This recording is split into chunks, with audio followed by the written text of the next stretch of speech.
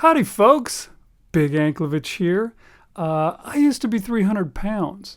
I used to have type 2 diabetes.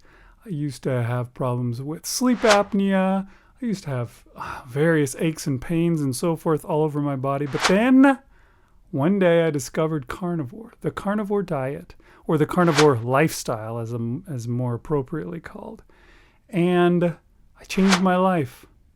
And I put all that stuff behind me. And I documented it here on my YouTube channel. You can check it out. You can go all the way back to 2019 and see my various attempts to go through that. Today, I thought it would be interesting to talk a little bit about the hardest part of carnivore. Now, obviously, that is a subjective thing. Everybody's going to find one thing or another thing the hardest. But for me, I think this is the hardest part of carnivore, and it may be the same for a lot of you. Imagine you're on a cruise ship and you're out there at sea, and then, I don't know, your cruise ship hits an iceberg and it's sinking. It's steadily sinking, and you're standing there and you're watching all the people fall into the ocean and drown, and you're freaking out, and you're like, oh no, what's going to happen? I'm going to join all those people falling into the ocean and drowning unless I can find and then by chance you find the lifeboats. There's all these lifeboats, and they're right here, they're right in front of you, and there's enough for everybody. Every single person on the ship could easily fit on lifeboats. And then you go real quick and you find your family and your friends and all the other people on the ship, and you tell them about the lifeboats. And they look at you and they say, no, I don't think a lifeboat is the way to go. Everybody is swimming. Swimming is the way to get out of this, okay? That's what we've always done, is swim. Swim is how you get away safely. Look, see that guy? He's swimming, and he's staying above water. And you look down there and you're like, well, they're right. People are swimming. That's true. They're swimming for a little while before they eventually run out of energy and go down. And no matter what you do, you can't convince people to get into the lifeboat with you. That, to me, is what being on the carnivore diet is like. It's kind of really difficult, and a lot of the time you feel really alone. You feel really isolated, and that's hard. You know, you found something that is so amazing. It works so great, changes your life for the better. And the worst part is everybody can see that. Everybody can see that it's changed your life for the better. And you tell them, yeah, that's what changed my life for the better. You should try it too. And they all say, no, I don't think so. I think I should just eat less and move more. That's probably the way that's most likely to result in success. That's how I've always done it before. And I'm going to keep doing it that way. That is what being on the carnivore diet is like, and it's really difficult. So, I guess the reason I'm making this video is, I guess, as a, I don't know, is it a warning? It's a, I guess putting all the cards on the table. You're going to try the carnivore diet. Because you have researched it. You're looking at all these videos on YouTube and you're like, wow, this really looks like it's worth. I'm going to try it. And I can't wait to get all the benefits that I can get from trying it. So you decide to try it. Realize that most people are going to think you're crazy. Most people aren't going to join you. No matter how well it works for you, no matter how many benefits that you have from it, they're going to look at you like you're the weirdo because you're healthy. Like, Why would you do that? I don't know. They're going to think you're the weirdo because you're doing things differently. You're giving up so much. But you're not giving up so much. That's the thing. You're not giving up that much. What you're giving up is diabetes. You're giving up sleep apnea. You're giving up aches and pains. You're giving up arthritis. You're giving up acne. You're giving up problems with your eyes, like cataracts, I think, come from sugar. I can't remember what it all is. But I know that my vision was going when I was when I had diabetes and I had my eyes full of sugar. All those things. That's what you're giving up. That's what comes part and parcel with the standard American diet, is that crap. That is what you're giving up. But they don't see it that way. They don't understand. They don't want to understand. And it's really hard to deal with. It seems to me like everybody needs to reach their own breaking point. They need to reach their own rock bottom. And those of us who get onto the carnivore diet, most of us have reached that point. We've reached that rock bottom and we're desperate. We're trying to find some way out. And when we find the carnivore diet and it works, we're so excited and we're like, hey, look at this. I got this thing. It works. It's worked miracles for me. It's saved me. I'm doing so much better. And why don't you try it now before you hit rock bottom? Why don't you try it now before you, I don't know, have a bunch of sagging skin left over? But, you don't have to get fat first and then lose the weight. You could just never get it in the first place. And they're like, no thanks. That is a really hard part about carnivore. And it's something that I have to deal with, and I am frustrated with it. I have a family. I have a wife and 4 kids. And all these kids, most of them are adults now. One of them is still in school, but the rest are all over 20. And then I have a large extended family. I have many brothers and sisters, and they have many children, and so forth. And truthfully, every last one of us could use the carnivore diet. It would make a huge difference in the life of every last one of us. And I've tried to convince people to join me in the carnivore diet because I know what it can do. I've felt the advantages and I know how much better off their life would be if they were to go there too.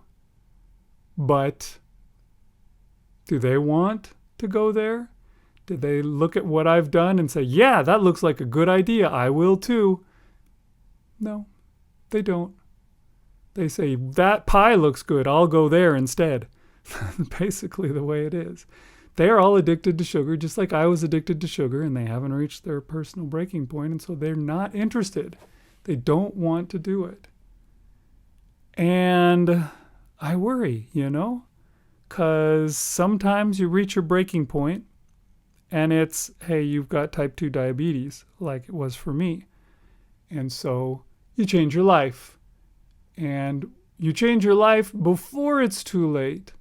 Before, I don't know, you had to have your foot amputated. Or before something irrevocable has happened. And that is the good story. But what if you reach your breaking point and your breaking point is a stroke or a heart attack that kills you? Then there's no going back from that. And I don't know what these loved ones of mine's breaking point is going to be. Is that going to be it? Are they going to have a stroke, or are they going to have a heart attack, or are they going to die in some other way? Are they going to go down the standard American diet path until they've done so much damage to their body that they can't repair it? I worry about that. I don't, want that to happen, but I can't convince them to do it. I can't convince them to change their ways. And it leaves me feeling lonely and sad. And that's the worst part, I would say, about the carnivore diet. And it's hard for me. A lot of times I think about that. A lot of times I think, do I want to be healthy alone? Do I want to just go down this path alone? And eventually, I don't know, am I getting healthy so that I can push my wife's wheelchair around in the future when she can't walk anymore because she's been on the standard diet and it ruined her? That would not be the ideal future for me. I would rather that she would be like, hey, I really am impressed by your example and I'm going to change my life too before it's too late. But I can't make it happen. Everybody has to change. Everybody has to reach their own decision. And it's difficult to live with that. And a lot of times, sometimes I think maybe I don't want to do this. Maybe I should just stop this carnivore diet. I'm struggling all this time to live healthily. Why don't I just give up? Eat the Reese's peanut butter cups or Snickers bars or whatever. Eat the cake, eat the pie, eat the cookies. Because then I can deteriorate along with the rest of them and then we can all die at the same time. I don't want to, be healthy and live on past everybody that I love. And sometimes it's hard. That is a really hard thing for me. I really think about that a lot and I worry about that. And it just seems to be the way of life for a carnivore. If you're a carnivore, you're going to have to deal with that because you can't change people's minds. I mean, you can try, but they have to change their minds. You can just provide them with some information that maybe will lead them to make a decision. Generally, it doesn't work that way, though. Generally, they just get sick and tired of listening to you. And eventually, that's one of the things that I've learned in the time of being a carnivore is just that I gotta let it go. I gotta stop bugging people about it because they're getting tired of me and don't want to hang around with me anymore. And so I've learned to mostly let it go. And, here and there I'll talk about carnivore stuff and explain why it's good, and they hear it. I try not to push it on them. In fact, one of the things that I say the most often, my family will complain about something and I'll say, yeah, that's tough. I know something that could probably help you out with that, but I don't think you want to hear about it. They know what I'm talking about. And they just roll their eyes at me and go on with their lives. And, sooner or later, that will change. Sooner or later, they may reach their breaking point. But for the time being, I'm on my own, and it's hard. You got to just find your own community. And that's something I've been thinking a lot about, is finding a community. Maybe just, I live here in Houston. I was thinking about what if we just got anybody who lives in Houston that does carnivore to have once a month get together at a barbecue joint. And we just hang out and talk and get to know each other and make a community so that there are people that think the same thing as me and I don't feel so lonely. That might be a good thing to look into. I do have Marshall. Marshall has mostly come over to my side, and he's been doing carnivore with me, although sometimes he has misgivings and he thinks plants can't be that bad, can they? But Marshall's a good guy, and he's doing carnivore with me every day on our updates. And I do have one brother who, after years of hearing me and hearing about me doing carnivore, he finally texted me and said, hey, how do I do this carnivore thing? I want to give it a try. And he tried it. And of course, it worked amazingly for him. And he's lost 50 pounds, I think. And he's feeling great. And he's loving life. And that is really exciting. Unfortunately, he lives in California. I live in Houston, so we don't get to hang out. We can't really do that much of a community. But, you know, he lives with some of my other family and so forth. And I don't know, maybe that will help. Maybe he will add to my example and he will convince more people with the two of us as the examples. We'll see. But anyways, I just wanted to make this video and talk about this. Maybe this was boring. Maybe you guys wish that you hadn't clicked on it. I'm sorry if so. But if you did like this video, then I think you click the like button, right? Isn't that how that works? And then you could also subscribe, because that's supposed to be good. And you could, what's the bell? I think the bell notification thing, so you can hear about new videos when they come out. I don't know, you do that stuff. I don't usually talk about that stuff on my channel, but I probably should. So I'll do it today. But yeah, check that out.